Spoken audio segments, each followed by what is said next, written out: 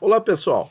Antes de comentar a matéria principal aqui que eu escolhi, quero falar dessa boa notícia que saiu no Investing, da Reuters, né? O Investing está só replicando. Fase 1 de testes mostra que vacina da Moderna para coronavírus é segura, tá? Isso aí deixa os mercados muito animados, tá? Então, especialistas dizem que a vacina é necessária para encerrar a pandemia e tal, que causou a morte de mais de 500 mil pessoas, etc, etc, números terríveis, mas tem uma luz muito forte no fim do túnel, tá? Então, por isso que a gente está vendo aí um otimismo muito grande, porque o mercado já está nesse cenário aqui, certo? Mas o que eu quero comentar é isso aqui, ó. Ter 10%, conforme Rei Dalio, que é um famosíssimo investidor atual, né, extremamente bem sucedido. E olha só o que ele diz, pessoal: ter 10% ou mais de bons investimentos não correlacionados é o santo graal para ganhar dinheiro. O que quer dizer investimentos não correlacionados, tá?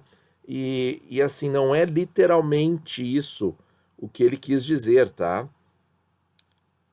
Porque assim, não correlacionado quer dizer que não tem relação. Então, quando um investimento sobe, o outro investimento pode subir, pode ficar parado ou pode cair, né? Esse é o negócio. É não correlacionado. Então, a relação pode ser anárquica, imprevisível, né?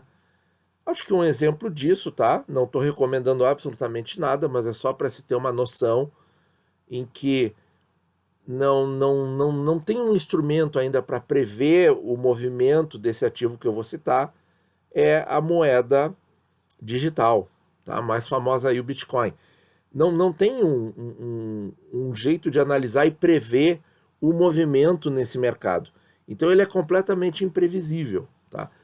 E não tem correlação com o resto, né? Por quê? Porque se o dólar sobe, se o dólar cai, se a bolsa americana sobe, se a bolsa americana cai, o que acontece? O, o Bitcoin, ele pode subir, ele pode cair, ele pode ficar no 0 a 0, tá?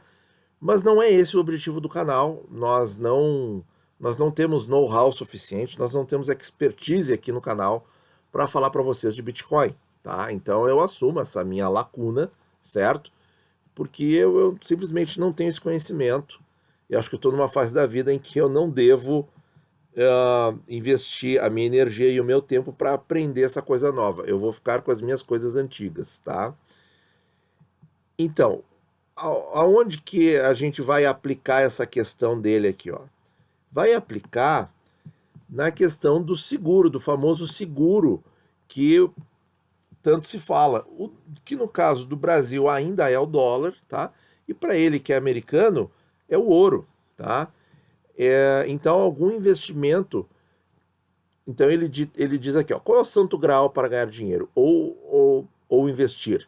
Ter 10% ou mais, 15% de bons investimentos não correlacionados. Observou, ressaltando que o ouro e ações de empresas estáveis podem ser boas reservas de dinheiro.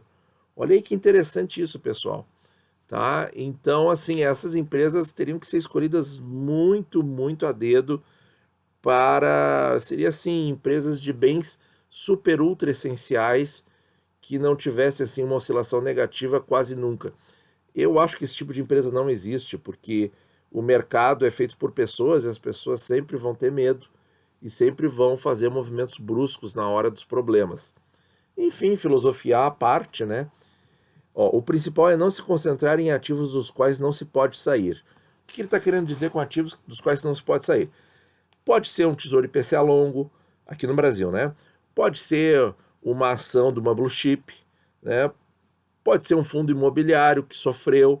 Porque quando esses ativos aí que eu citei, eles desvalorizam muito, você não vai sair deles, entendeu?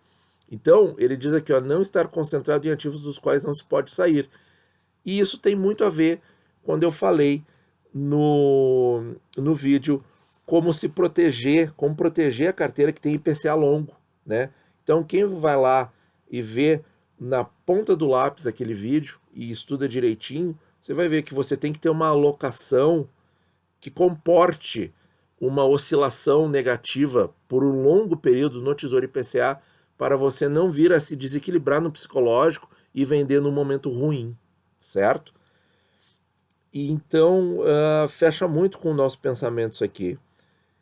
E levar ainda em consideração o risco de os Estados Unidos perderem o privilégio de deter a principal moeda de reserva global. E ele ainda diz mais, quer dizer, o dólar não serve para isso, porque há um risco.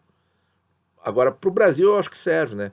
Mas o que ele está dizendo assim é que ele, como americano, ele vê que há um risco do dólar não ser mais essa pedra firme aí para segurar os investimentos. E no Tesouro Direto, pessoal, existe uma correlação,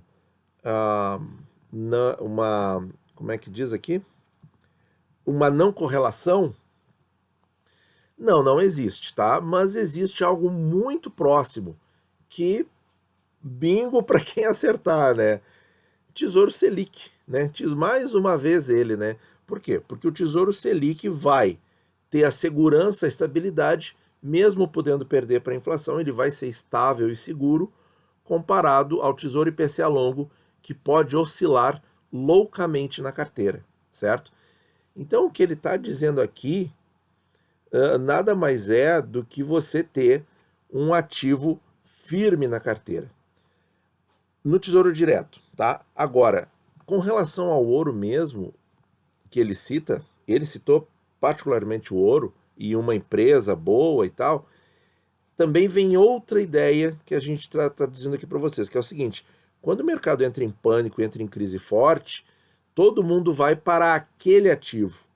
E aí aquele ativo, mesmo sendo pouco na sua carteira, 10 ou 15%, ele vai disparar o preço, vai subir bastante e vai compensar, muitas vezes com sobra, as eventuais perdas, entre aspas, dos outros ativos. Porque no Tesouro Direto a gente sabe que a gente não perde, certo? Só a gente programar bem a carteira. Então o que acontece? Deu crise, o mundo inteiro corre para o ouro. Ou, aqui no Brasil, todo mundo corre para o dólar, né? Então, você ter uma parte desse ativo que vai subir no momento de estresse mesmo, no momento de crise, vai subir muito, aí você vai realizar aquele ativo e vai comprar os outros que desvalorizaram ou vai comprar os outros muito mais barato, tá? Então tem esse conceito também nessa fala aqui do Rei Dalio, tá, pessoal? Então assim, um vídeo um pouco polêmico, né? Toquei em coisas assim que habitualmente a gente não fala no canal, tá? Mas eu não me incomodo, não tem problema nenhum de vocês saberem um pouquinho mais como é que eu penso, tá? Muito obrigado por ouvir e bons investimentos a todos.